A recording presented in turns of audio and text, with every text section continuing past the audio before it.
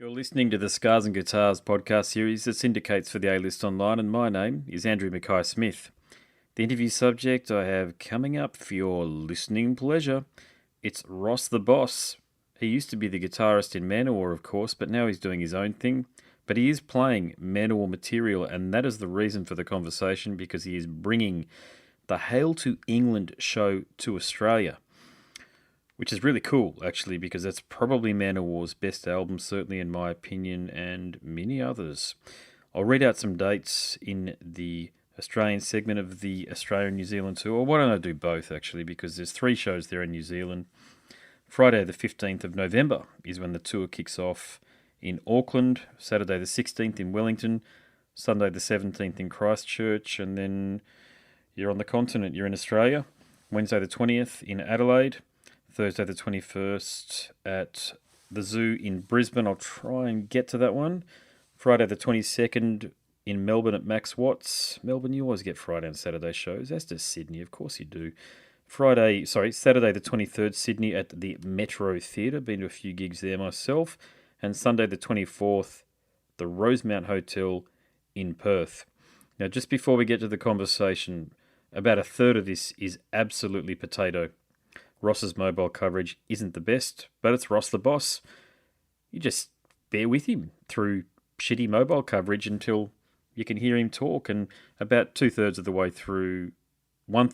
through, I should say, it does resume to regular podcast style over the phone recording quality. Anyway, you can hear what he's saying for the most part, and you can just sort of imagine what he's saying for the rest. But anyway, here he is, Ross the Boss. Ross, it's Andrew Mackay-Smith calling. How you going? Hey, mate, can you hear me? Me? Sorry, just it's cutting out a bit there. Is it better now? That's it. I can hear you loud and clear. How's things? Great. Plugging away? You getting ready for this tour? Well, we're going to start working on a new record on Sunday, so that's first. Oh, there you go. How's that one shaping up? I assume you've done the pre-production and everything else. Is it going to be in line with the one that you released last year in terms of sound, or have you done something a bit different? I think we're going to have a little more modern up sound, a little more. Good. Yeah. But yeah. Yeah. Well, somebody's got to do it, because God knows Manowar are releasing shit these days. Sorry, my opinion, and I'm entitled to it. But it's been like that for 20 years, I think. And I don't know. And I don't know what they released. It's pretty. It's weird. It's classical music, but it's not really classical music. It sounds like someone's done it in their bedroom. And, with all of those Kurzweil and, with the software that we've got these days, it sounds like someone's done it in their bedroom, but I'm sure Joey thinks it sounds like a masterpiece, as I'm sure he's prone to delusions of grandeur. Wow. Well, he's a funny guy, isn't he? I mean, the thing about Manowar is you're an integral part of the history of the band, being probably the most important guitarist. I'm not just saying that because I'm talking to you, but you appear on the albums that matter, let's face it, but he never talks about you. And he's got some young kid in the band these days from Eastern Europe somewhere, I think, and they're probably paying him a pittance for that purpose. And of course, Carl Logan, I don't know whether he's in jail or not, but we all know the bloody reasons he's not in the band anymore. So frankly, mate, I just stay away from it. I think he's in jail.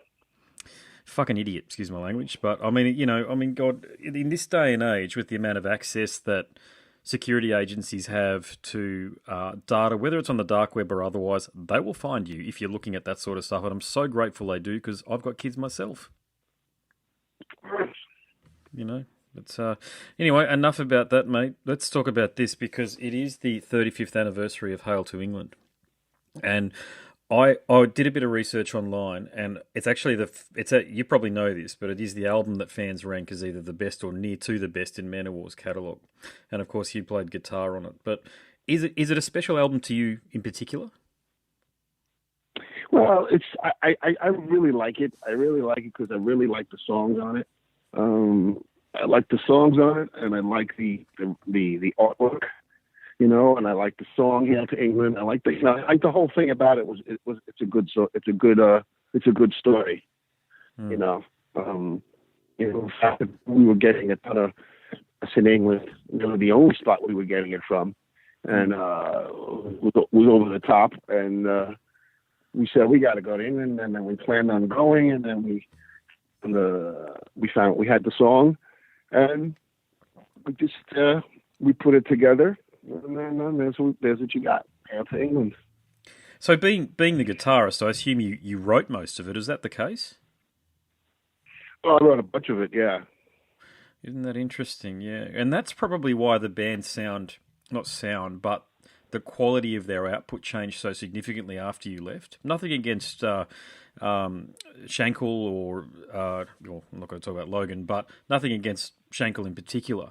On that one there. But there's no doubt that after you left, that Manowar sound, or the quality of the riffs that were present in Manowar's music changed a lot. So it was really cool to see that you came back, man. Actually, it was really cool to see that you were doing things. And the other thing that's really cool is what you're doing with KK Downing, mate. So is there any more likely partnerships coming up with both he and you?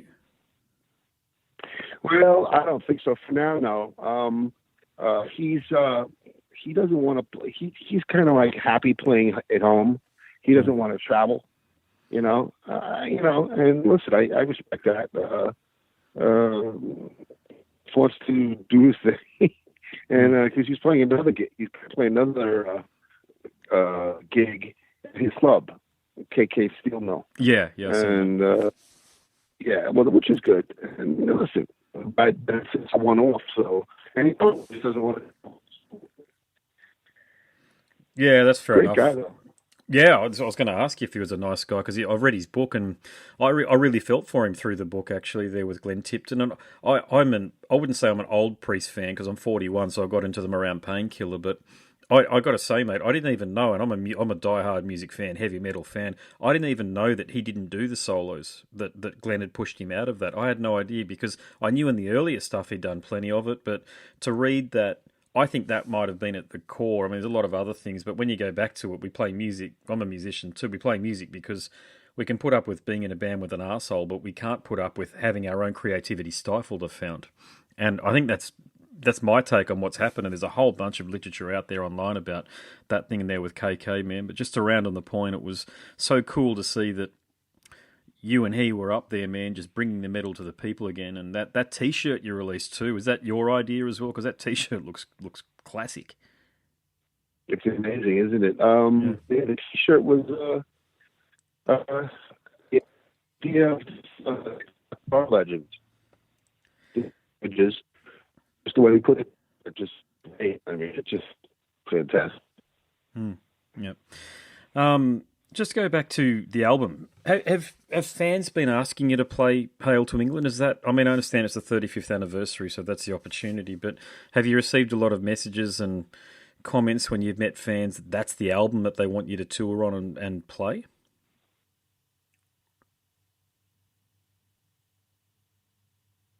Fans just hear the stuff.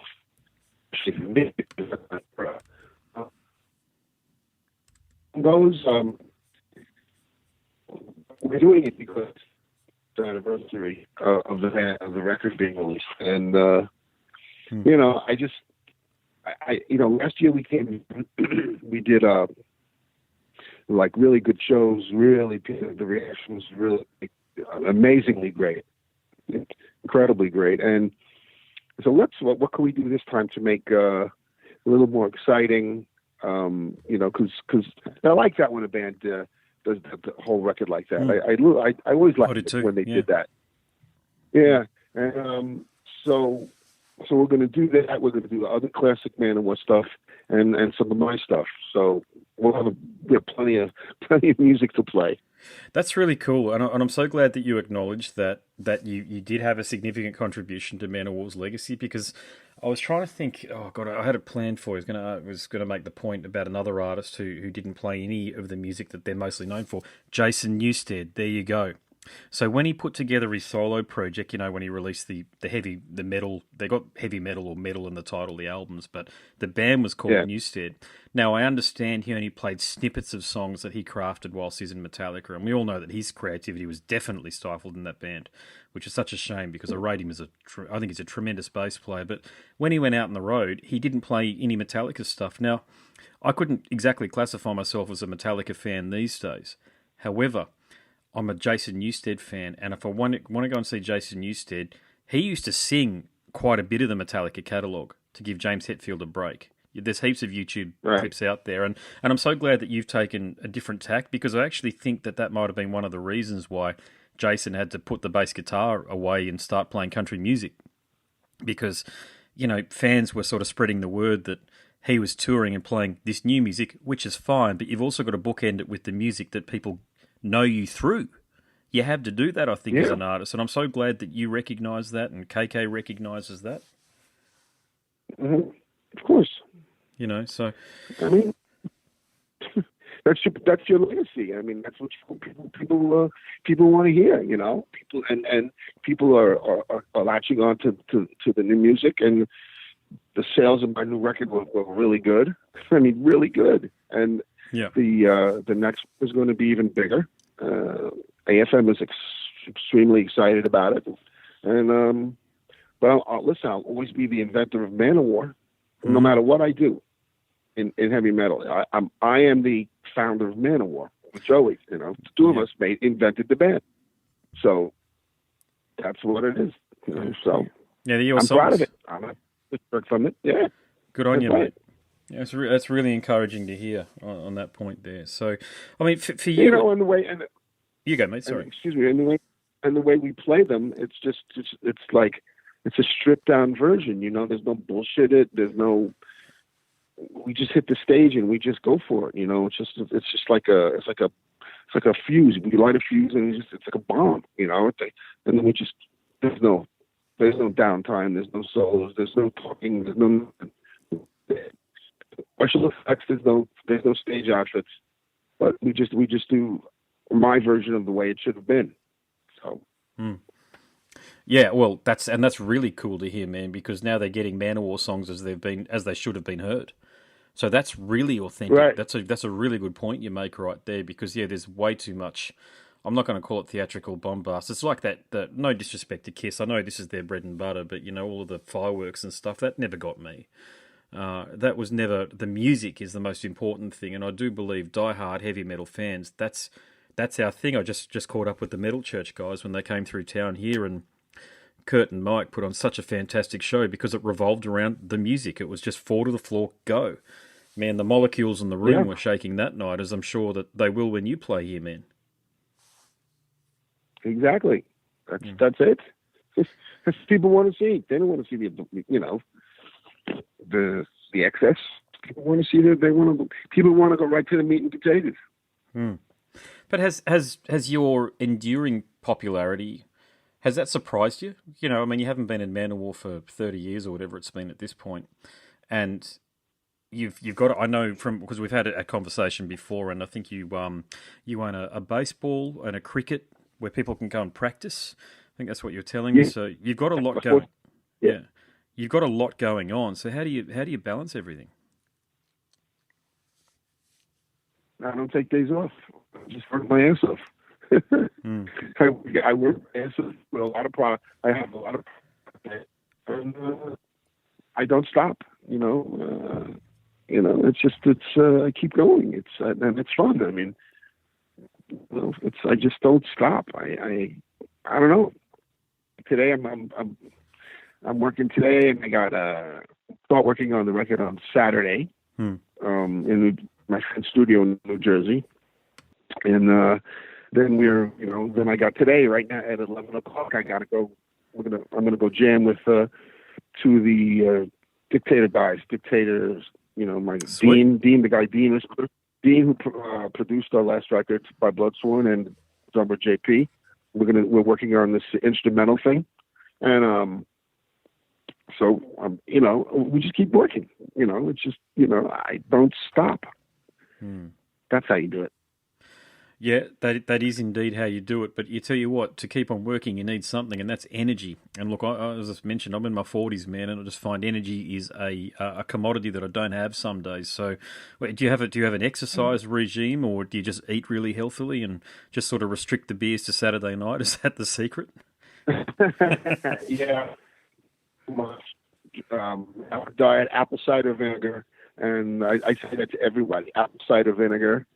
Pasteurized, and just keep going, eat well, and wake up every morning, be happy, and be glad you're alive. You know, Mm. I'm Yeah. 60. I'm 65 years old now, and I'm like I feel great. So Good on you. I'm going, and I love to play, and you know, people picking up on it. You know, people pick up on your attitude. You know, if I was just a hateful, dour guy that just, you know, just doing it just for the money, just which a lot of people do, and it's hard. It's hard to see. You have to watch that. Mm.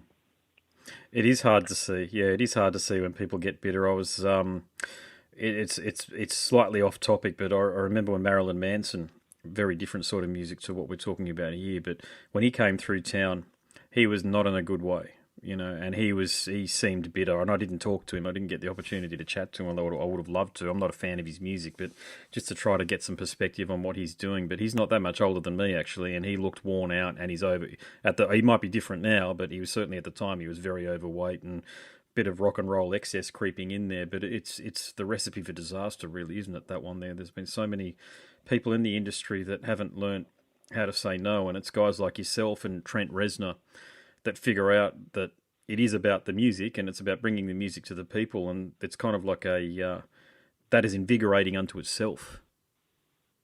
Exactly. You know, you just got to keep up. You have to be positive, and you got to keep working. You know. Hmm. If you're not happy with yourself, why even do it? So I don't know. Yeah. I think I'm happy. I'm in a good mood. Hey, do you still have a lot of the old guitars from back in the day, or have you had to replenish the stock, so to speak? I have them all. Right, I got them all. Have you got a favourite? No, I mean I'm not. I don't like the white. My original white SG. I mean, I had since 1960. You know, I have the 64 SG. I have my, the 68 Les Paul Custom. I have them all. I have the Brown Stratocasters. I took on tour. Hmm. This, that famous Metal Days guitar, Hatred guitar. Yeah. And I have them all. Yeah. Do you have prefer? I mean, I know as a touring musician, you're really relying on whatever the hire companies and the touring company gives to you. But do you have a preferred amplification setup, such as Randall or Marshall, or do you go down that route, or is it do you just trust your sound guy to make you sound like Ross? Well, I sound like Ross. I just plug into an amp, any amp. But I do use Angle is my new amp. I love them. The Angle Powerballs are fantastic amps, and I don't use any special effects on stage. I have no pedal board. I plug it right into the amp, and I get my sound. And that's what I've done all my life. I've never had a special effect. You're a bit like Keith Richards, yeah. Yeah, just plug in. Yeah. I got catch from when I started playing guitar. I used to go see to the Fillmore in New York. I used to go see like Buddy Guy and B.B. King and Muddy Waters and all these guys. And they would just walk on stage and plug in some Fender amp. It didn't even matter. It's just Chuck Berry. They would just any amp that was there. That's so true. Yeah. And I was like, that's great, man. And that's where it's at. It's just like, the sound. As far as I'm concerned, the sound is in my fingers. And that's what Billy Sheehan told me. The sound's in our fingers, brother. I go, yep, you're right.